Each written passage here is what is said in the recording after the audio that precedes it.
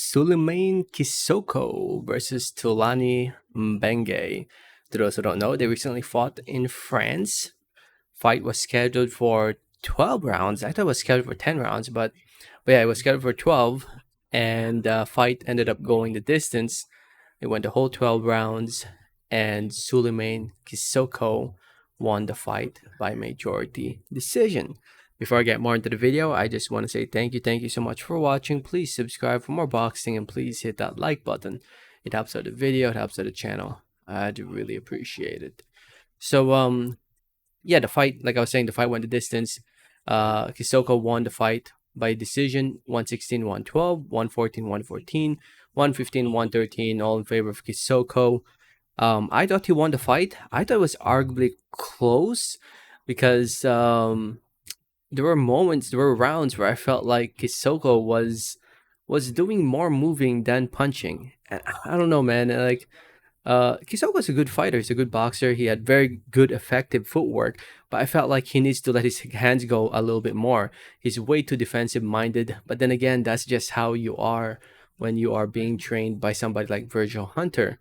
You just think about defense first. Which is not necessarily a bad thing, but I just feel like you need to let your hands go at times. And there were rounds where he did finally let his hands go, and he was able to put the good work on Mbenge. But yeah, I can see you having it's 8-4, which is what I had, 8-4. Plus, if you consider the knockdown that wasn't counted, I can't remember exactly what round it was. I think it was 4 or 5, somewhere in the middle rounds, I think, if I remember correctly. But there was a punch that landed that caused Cissokho to go down. Now, you can argue that it was a trip, this and that, but a punch still did land that led to Cissokho touching the canvas. And in my opinion, the referee should have ruled that a knockdown, but the referee ruled it as a slip. But yeah, Cissokho had very good effective footwork, which led to him winning the fight on points by decision. And Mbenge had a good, he showed a lot of heart and determination, and he had a good effort going out there trying to put on the work on Cissokho. But again, like I said, Cissokho had very good footwork moving around. I just feel like he needed to let his hands go a little bit more, hopefully in the future fights. And yeah, it was a good fight. Mbenge looked frustrated in the end, but I'm actually surprised the judges had it closer than they did. I mean, one judge had it a draw. I don't know about this fight being a draw, you guys. I think that's way too close. Yeah, way too close in my opinion, a draw.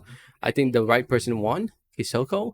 7-5 or 8-4, 9-3 maybe. But yeah, you can definitely argue it was a close fight because of just the amount of movement Cissokho put on in this fight.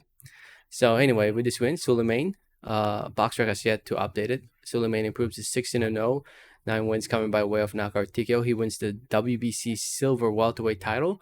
Going into this fight, Souleymane was ranked at 154 pounds, number 6 by the WBA, and he was number 11 by the WBC before. But now he's competing at welterweight.